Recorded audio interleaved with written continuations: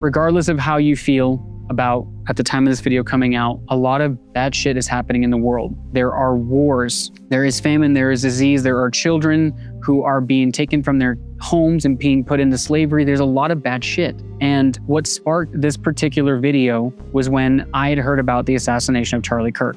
Now, I want to be very clear. I do not align with any particular party. I do not have any horse in that race, because personally, I feel that there is so much lying and deceiving and mistruth that is happening that I would much rather come back to my core values as a human being. And I'm going to say this outright because I want to be very clear that as I'm saying this, I know that some people are going to be like, yeah, woo, I agree with you. And some people are going to say, oh, I don't agree with you. I'm not going to listen. And that is kind of my point in all of this, is that based off what we say, we either turn up our listening or we turn down our listening. And that is part of the problem, but could also be part of the solution. I am not particularly aligned with any specific religion, any specific political party, any specific ideology in how the world must work. I grew up in a Christian household, and I was raised with certain principles and values that I personally did not agree with, that certain people were more worthy of God's love than other people, that if you were gay, it was a sin, if you had sex outside of marriage,